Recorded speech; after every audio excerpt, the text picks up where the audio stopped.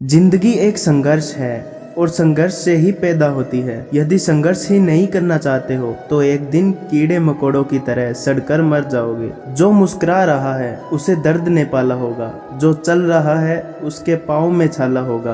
बिना संघर्ष के इंसान चमक नहीं सकता, जो जलेगा उसी दिए में उजाला होगा। संघर्ष क्यों बचे संघर्ष से? संघर्ष ही तो जीवन की आत्मा है। जितना कठिन संघर्ष होगा उतनी ही शानदार जीत होगी। एक बार एक किसान भगवान से बहुत ही नाराज हो गया। किसान बहुत मेहनती था, बहुत मेहनत से वह खेतों में अनाज उगाता, उसकी देखभाल करता, पर अक्सर उसकी फसल खराब हो जाती। कभी सूखा पड़ जाता, कभी बाढ़ आ जाती, कभी तेज धूप, कभी आंधी, कोई न कोई कारण बन ही जाता कि उसकी फसल खराब हो जाती। एक दिन वह किसान गुस्से में आसमान की ओर देखकर भगवान से कहा, हे ईश्वर, आपको लोग सर्वज्ञाता मानते हैं कि आप सब जानते हैं, कहते हैं कि आपके इच्छा के बिना एक पत्ता भी नहीं हिलता, पर मुझे तो लगता है कि आप छोटी से छोटी बात भी नहीं जानते। आपको तो ये भी नहीं पता कि खेती बाड़ी कैसे करते हैं। अगर आप जानते होते तो हर समय जो बाढ़, आंधी और तूफान आते हैं वो कभी नहीं आते। आप नहीं जानते कि कितना नुकसान उठाना पड़ता है हम किसानों को। यदि आप मेरे हाथ में यह शक्ति दे दें कि जैसा मैं चाहूँ वैसा मौसम कर दूं,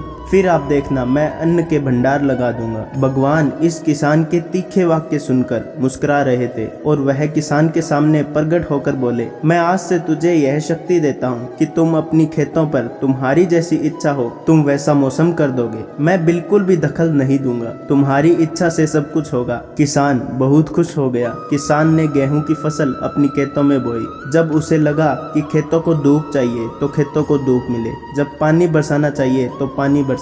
आंधी, तूफान, बाढ़, कुछ भी उसने अपने खेतों पर नहीं आने दिया। किसान के खेत में इस वर्ष ऐसी फसल हुई जैसी कभी नहीं हुई थी। हरी भरी लहलहाती फसल। मन ही मन वह बहुत खुश हो गया और सोचने लगा, अब सबूत के साथ दिखाऊंगा भगवान को कि इसे कहते हैं शक्ति का सही उपयोग। मेरी सफलता देखकर उन्हें अपने नियम जरूर बदलने पड़ेंगे। कुछ दिन गुजरे, फसल कटने को तैयार हो गई। किसान बहुत उत्सुकता के साथ फसल को काटने लगा, पर जैसे ही उसकी नजर गेहूं की बालियों पर पड़ी तो उसने अपना सिर पीट लिया और वह रोने चिल्लाने लगा। गेहूं की एक भी बाली के अंदर गेहूं का दाना नहीं था, सारी बालियां अंदर से खाली थी। किसान बहुत दुखी हो गया। उसने भगवान को रोते हुए फिर पुकारा, हे प्रभु, तुमने ये मेरे साथ क्या किया? क्या तुमने मुझे कोई सजा दी? भगवान बोले, पुत्र, ये तो होना ही था। तुमने पौधों को संघर्ष करने का मौका ही कहाँ दिया। ना तो तुमने उन्हें आंधियों से जूझने दिया, ना तेज बारिश को सहने दिया, ना ही धूप में तपने दिया। एक भी चुनौती का सामना तुमने उन्हें नहीं करने दिया, इसलिए सारे पौधे अंदर से खोखले रह गए हैं। जब आंधी, तूफान, तेज बारिश और धूप पड़ती है तभी ये पौधा